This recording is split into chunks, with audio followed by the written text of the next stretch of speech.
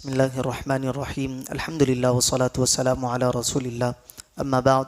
جیسا کہ پچھلے درس میں ہم نے سورۃ البقرہ کی آیت نمبر 271 اور 272 کی تلاوت، ترجمہ اور تفسیر سماعت کی، جس میں اللہ تبارک و تعالیٰ نے ارشاد فرمایا کہ اگر تم اعلانیہ خیرات دو گے تو وہ کیا ہی اچھی بات ہے، اگر تم چھپا کر فقیروں کو دو تو تمہارے لیے یہ بہتر ہے، اور اللہ تم سے تمہاری کچھ برائیاں مٹا دے گا، اور اللہ تمہارے کاموں سے خبردار ہے۔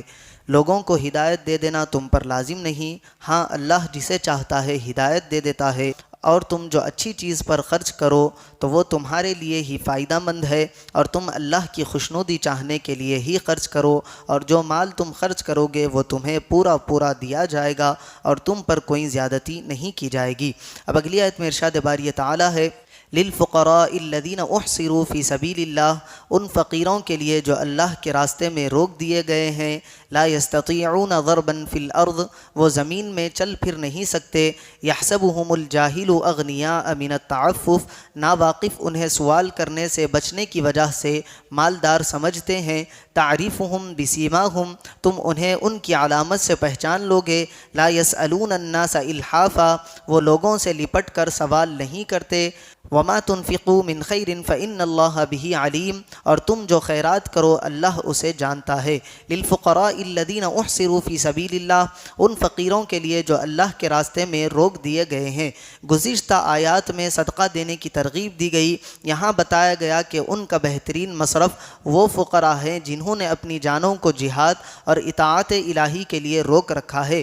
یہ آیت اہل صفا کے حق میں نازل ہوئی۔ ان حضرات کی تعداد 400 کے قریب تھی۔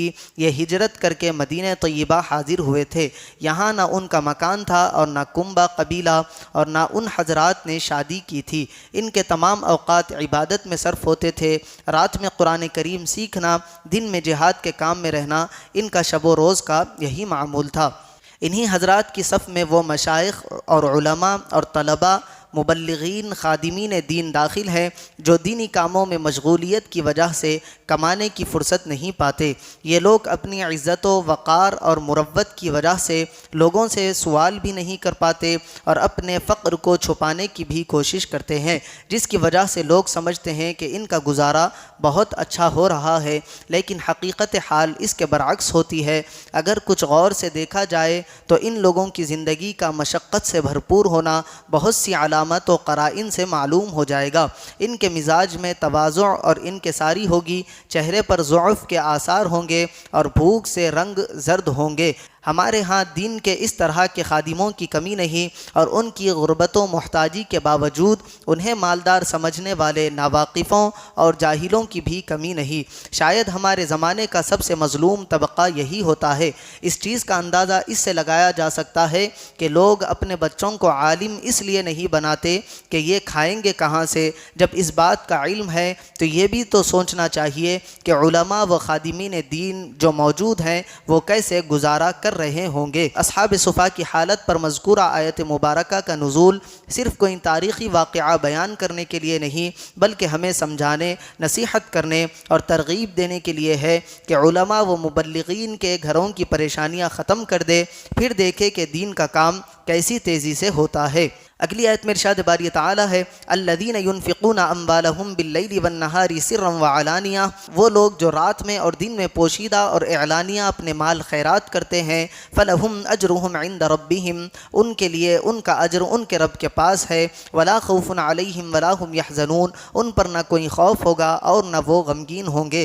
الذین ینفقون اموالہم، وہ لوگ جو اپنے مال خیرات کرتے ہیں، یہاں ان لوگوں کا بیان ہے جو راہ خدا میں خرچ کرنے کا نہایت شوق رکھتے ہیں، اور ہر حال میں یعنی دن رات خفیہ اعلانیہ خرچ کرتے ہیں۔ یہ آیت حضرت ابو بکر صدیق رضی اللہ عنہ کے حق میں نازل ہوئی جب آپ نے راہ خدا میں 40,000 دینار خرچ کیے تھے، 10,000 رات میں اور 10,000 دن میں، اور 10,000 پوشیدہ اور 10,000 ظاہر۔ ایک قول یہ ہے کہ یہ آیت حضرت علی المرتضیٰ کرم اللہ وجہہ الکریم کے حق میں نازل ہوئی جب آپ کے پاس فقط 4 درہم تھے اور کچھ نہ تھا۔ آپ نے ان چاروں کو خیرات کر دیا، ایک رات میں، ایک دن میں، ایک پوشیدہ اور ایک ظاہر۔ آیت کریمہ میں رات کے خرچ کو دن کے خرچ سے اور خفیہ خرچ کو اعلانیہ خرچ سے پہلے بیان فرمایا۔ اس میں اشارہ ہے کہ چھپا کر دینا ظاہر کر کے دینے سے افضل ہے۔ ان سب خرچ کرنے والوں کے لیے بارگاہ الہی سے